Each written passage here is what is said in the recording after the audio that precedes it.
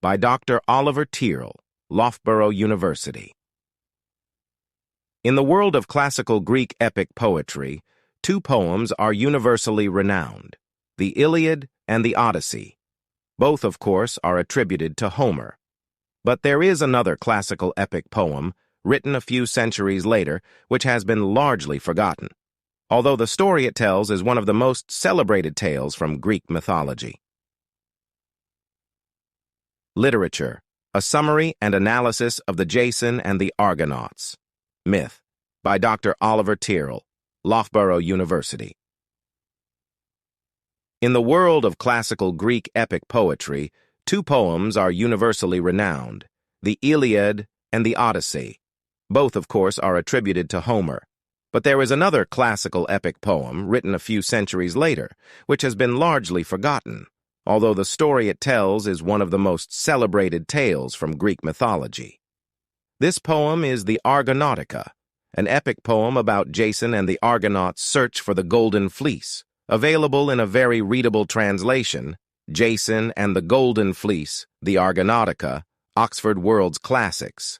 Its author was a rather intriguing poet named Apollonius of Rhodes. This is the most substantial narrative version of the story of Aeson and the Argonauts. But where did the story of Aeson and the search for the coveted Golden Fleece come from? Did the myth have its origins in some real-life practice which was mythologized through the voyage of the Argo? Let's take a closer look at the myth. Before the analysis, though, here's a brief recap of the plot of the story. Aeson and the Golden Fleece. Plot summary. Aeson was the son of Aeson, the king of Iolcos, but Aeson was educated by the celebrated wise centaur, Chiron. Like many good heroes, Aeson was educated in the art of war, hunting, and music, among other things. Everything a prince needs to grow up and become the stuff of legend. Aeson was deposed by Peleus, his half-brother, who was in fear of Aeson in turn usurping him, because he'd been warned by the oracle that he would be deposed by a man wearing one sandal. And when Aeson showed up as a grown man to pay respects to the king, he was, sure enough, lacking a sandal on one foot because he had lost it crossing a river. Peleus decided to give Aeson a mission which he was confident would prove impossible for the young man to complete, to go and recover the fabled Golden Fleece from Iolcos. The fleece was guarded by a dragon. Aeson rose to the challenge, building his ship, the Argo, and assembling a crew, the Argonauts. A note on the name of the ship, it's wrongly called the Argos, but was actually the Argo, without an S. However, the ship was named after the man who built it, and his name, confusingly, was Argos. Aeson and the Argonauts set off from Pagasai, stopping at Lemnos and visiting Samothrace, where they were initiated into the Orphic mysteries by one of their crew, Orpheus, himself the subject of a famous doomed love story which we have discussed here. The Argonauts then sailed on to the Hellespont, and thence to Mysia. When they reached the country of the Bebryces, Aeson and his crew fell to fighting with the native peoples, many of whom they killed before the remaining Bebryces fled for their lives. The Argonauts left for Thrace, where they freed the seer, Phineus, from the Harpies, in return for a favor. They asked Phineus to prophesy whether their quest for the Golden Fleece would be successful. Phineus warned them of the danger of the Cyanean rocks, or Symplegades, perilous reefs of moving rock which clashed with each other, making it difficult for ships to navigate between them. Compare here Odysseus's struggle traveling between Scylla and Charybdis. Phineus told them to send a dove out in front of the ship to see whether it was safe to sail between the rocks. The Argonauts did as Phineus suggested. The dove flew between the Cyanean rocks, but its tail was slightly brushed by the rocks as it flew off. They sailed on after it, and the stern was slightly crushed by the rocks, but the ship and all its crew managed to escape. The Symplegades have been motionless ever since, because once a ship safely passed by them, it was decreed that they would cease to move. Eventually, they made it to Colchis, where King Aeson told him he would give them the Golden Fleece, but only if Aeson could perform a series of seemingly impossible tasks. He had to yoke together 2 fire-breathing bulls, then plow a field and sow the teeth of a dragon.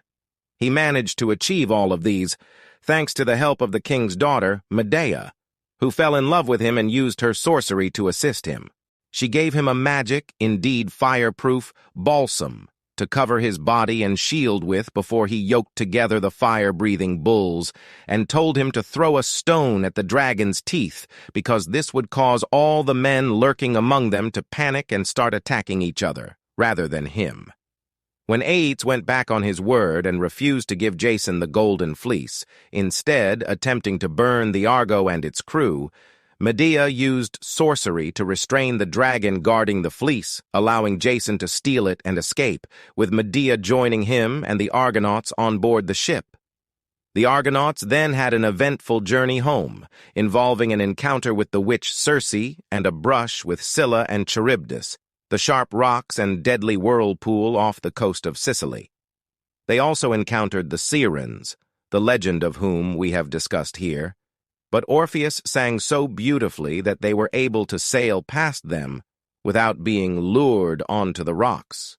Jason and Medea were married, and the crew encountered a giant named Talos, whom Medea defeated with her magic. They then sail into a dark fog, and Jason prayed to Phoebus Apollo to light the way forward.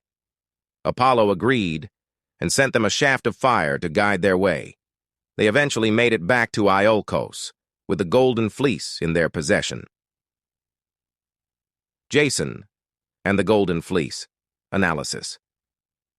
The adventures of Jason and the Argonauts contain a number of details common to many classical myths. The intrepid hero who must perform a number of apparently impossible or near-impossible feats. The female helper who uses cunning and sorcery to assist him.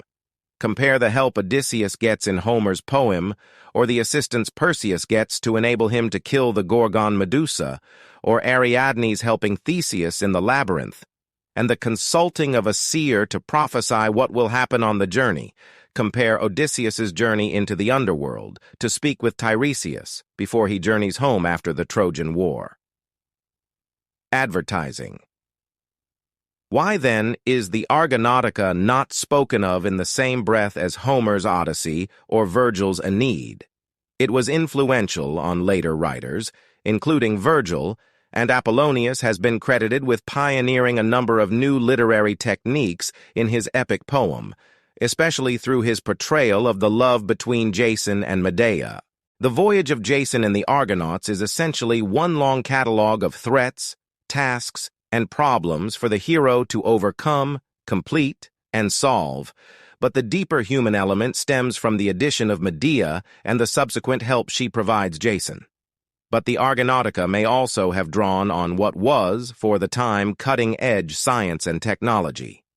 E.V. Rieu, in his Introduction to the Penguin edition, speculated that Apollonius is referring to the newly built Pharos at Alexandria, that lighthouse that was one of the 7 wonders of the ancient world, when he refers to Phoebus, i.e., Apollo, god of the sun, among other things, speeding down from heaven to light the way for Jason and the Argonauts when they find themselves sailing into a heavy fog. If so, Rieu writes, no poet has ever put the science of mechanics to more delightful use.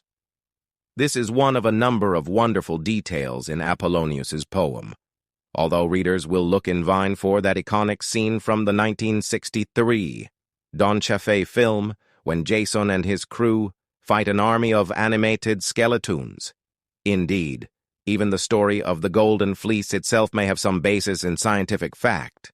Tim Severin followed the journey of Jason and the Argonauts in 1984, sailing on a replica of Jason's Bronze Age ship on a journey of some 1,500 miles from northern Greece through the Dardanelles and finally through the Straits of Bosphorus to the Black Sea and the likely location of Colchis, Jason's destination in the Argonautica. Severin concluded in his 1985 book, The Jason Voyage, The Quest for the Golden Fleece, that the Golden Fleece may have been a mythic exaggeration of an actual Bronze Age practice, whereby sheep's wool was used to filter out gold ore, a more effective method of finding gold than the more famous panning.